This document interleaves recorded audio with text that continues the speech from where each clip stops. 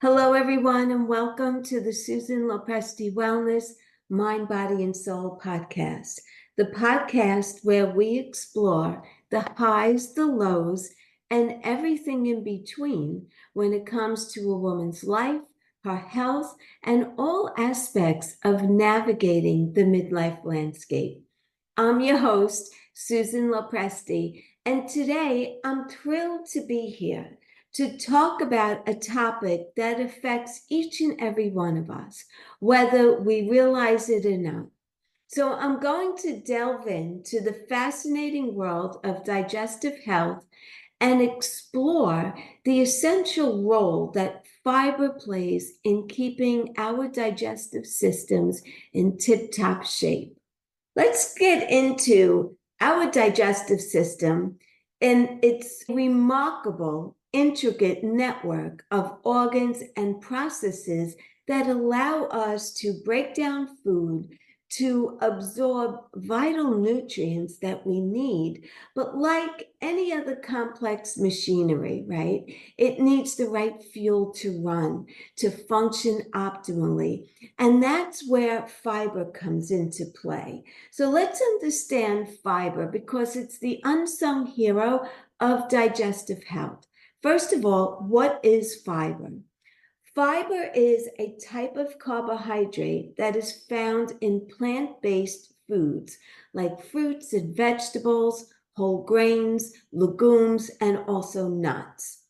Unlike other carbohydrates, fiber cannot fully be digested by the human body. So there are two types of fiber.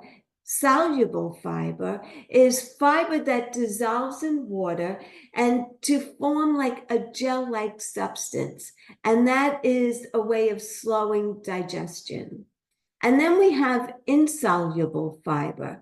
And this fiber doesn't dissolve in water. What it does is it adds bulk to your stool and it helps to prevent constipation. So now I want to talk about fiber and digestive health because they are the dynamic duo, right? Remember Batman, they work together all the time. The same thing with fiber and digestive health. First of all, it promotes regularity. Insoluble fiber adds bulk to your stool, which helps to prevent constipation.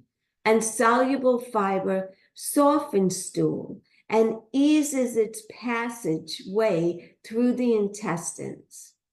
And it also helps to prevent digestive disorders. So fiber-rich diets are associated with a reduced risk of digestive disorders, including diverticulitis and hemorrhoids as well. Because when you're constipated all the time and you're always pushing, you're going to end up having hemorrhoids. It also helps with balancing gut bacteria. So fiber serves as a prebiotic, nourishing the beneficial bacteria in the gut. And a healthy gut microbiome is linked to improved digestion and overall well-being. Next, I want to go into beyond digestion, the surprising benefits of fiber after we move beyond the digestive story, right? We fall into the category of weight management. Fiber-rich foods are often less calorie dense, helping with weight control. So fiber promotes feelings of fullness, reducing your overall intake of calories on a daily basis, right? So when you're full, you don't feel like nibbling and snacking and looking in the refrigerator to see what could I devour. You're content, you're satisfied, you're good. You don't need to eat. It also helps with heart health. So soluble fiber helps lower LDL, which is the bad cholesterol. I always remember LDL. I think of the L as lousy cholesterol, and I know that that always wants to be lower. A high fiber diet may reduce the risk of heart disease. It also helps with blood sugar regulation. Fiber slows the absorption of sugar, helping to stabilize those blood glucose levels. And that's crucial for individuals with diabetes or those that are at risk of developing it. So how do you meet your fiber needs? The daily fiber recommendations, according to the American Heart Association, recommends 25 grams of fiber per day for adults on a 2,000 calorie per day diet. Most people will fall short of this goal, with an average only taking in about 15 grams per day. So how do we incorporate more fiber into your diet? You want to choose whole grains over refined grains. You want to snack on fruits and vegetables and nuts. You could also experiment with beans and legumes in your meals. You could also put beans and legumes in a nice big healthy salad as well, and you really will be upping your fiber intake. The other thing that I could suggest to you is I want you to read labels. Look for food labels that are labeled as whole grain and check the fiber content. Be also aware of added sugars and low fiber processed foods, right? You want to stay away from them. And a word of caution, and this is really important, gradually increase your fiber intake, okay? Because you want to avoid gastrointestinal discomfort, and rapidly increasing your fiber intake can lead to gas, it could lead to bloating and diarrhea. And what we're trying to do is to normalize our digestive health. We don't want it to be in more of an uproar than it may already be, right? So we want to start out slow. Gradually introduce more fiber into your diet to give your digestive system a chance to adapt. And then I just want to say that your digestive system truly is your best friend.